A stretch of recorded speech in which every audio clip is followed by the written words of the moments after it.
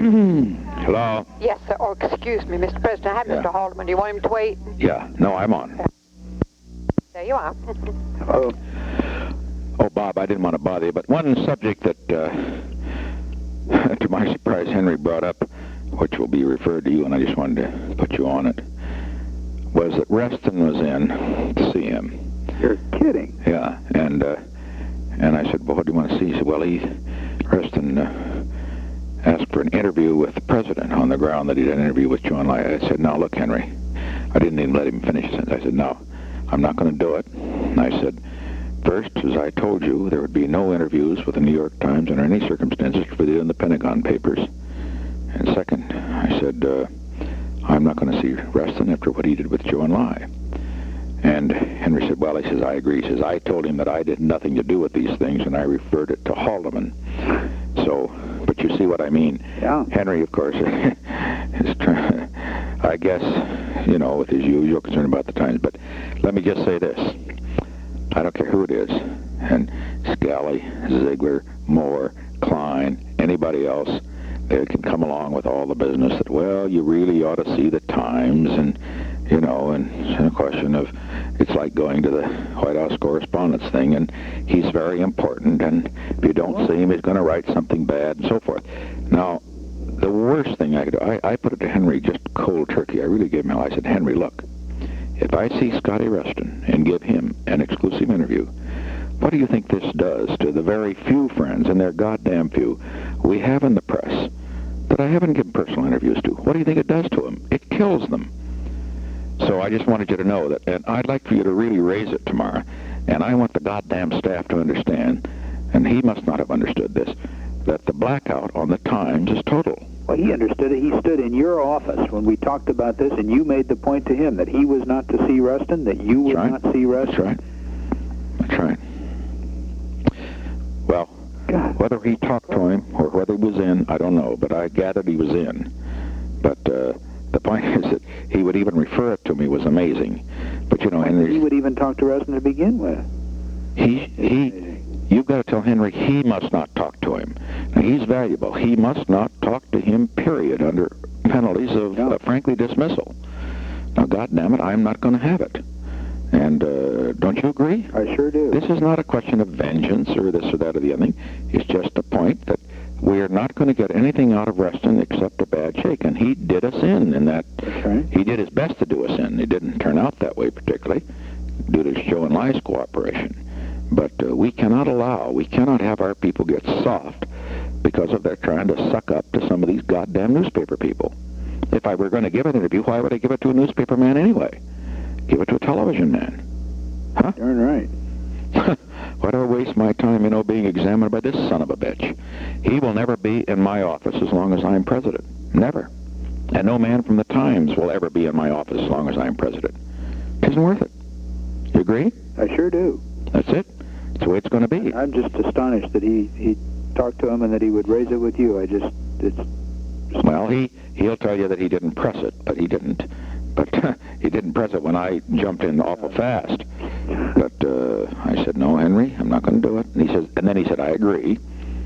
And but I put it on the basis of the Pentagon Papers. But the point is that they're working him. I don't want him to see him, though. I want you to tell Henry he should not talk to Reston. Right. Why should he? Well, he shouldn't. Reston hasn't done he doesn't have a goddamn thing to talk about that he hasn't already published. You know that. And he'll only be in to get what Henry gives him. That's right. Rather than to give anything for our benefit. And I think we just cut the son of a bitch out. I mean, that's all there is to it.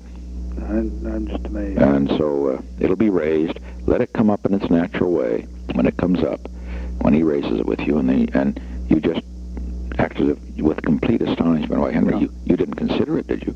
So you're not going to see him, are you, Henry? Well, so forth. Then, you know, go on, and then, but I want you to, as I said, I want Ziegler, Scotty, Klein, you know, the others who might talk to Reston and Sapphire to know they are not to talk to the New York Times. That order is on, and it is final. Nobody from the New York Times is to be talked to. The only exception I made is Dale. That's the only one. Yep. And there aren't going to be any others. None. Absolutely none, period. except in press conferences. Not simple. Right. Nobody. Right. You're not going to gain anything by softening up on these people. Same's true of Time, and the same's true of Newsweek. Is that clear? Yep. I mean, are we enforcing this or not? What astonished me, Bob, is that he asked the question, and I just thought that something had gone wrong on the enforcement side, that our people would I suppose it's time lapses and they forget. No, they don't forget. And Henry, of all people, doesn't forget. And he, of all people, he's the one guy that's had the order directly from you. Yeah. He and Ziegler. He and Ziegler were there. But you couldn't have hit him harder on the point before. Yeah.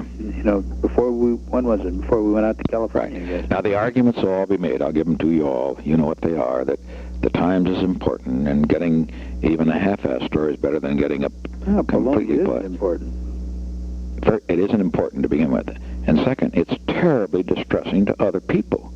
And third, what the hell are they going to do? Yeah. So they're going to write that the president refused to see him. That's just too goddamn bad, isn't it? So, but the point is, Reston, if he comes in, will only do us in. He always has, and he will now. And I'm not going to, I'd not even, incidentally, you shouldn't call him back either. I just have somebody. I won't. I wouldn't, and Ziegler shouldn't call him back. I think he should just have a second man at his office. Okay. Calls. Don't you agree? Yeah. Why should Ziegler call him? Well, I sure won't talk to him. Well, naturally, I mean, but I see no reason for Ziegler to get into it. I just have to say it. Or I just let it rest and let him ask again. Yeah. Or something like that. I don't know. But I just don't want, the best Find out what Henry said. No, the best thing to do is, if he has promised an answer, is just to have somebody from Ziegler's office, a secretary or something, say, I'm sorry, the president isn't giving any interviews at this time. Period. When will he? I'm sorry, and let him swear. God damn him. Boy, I'm telling you, we've just got to be tough on these people. Darn right. And now, let me say, where it's a television man, altogether different. That's right. There, for Christ's sakes, it's worth it.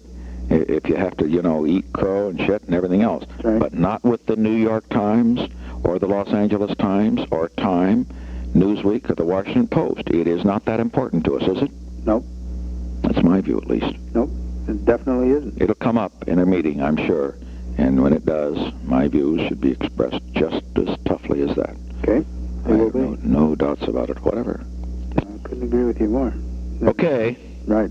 Fine, bye. Okay.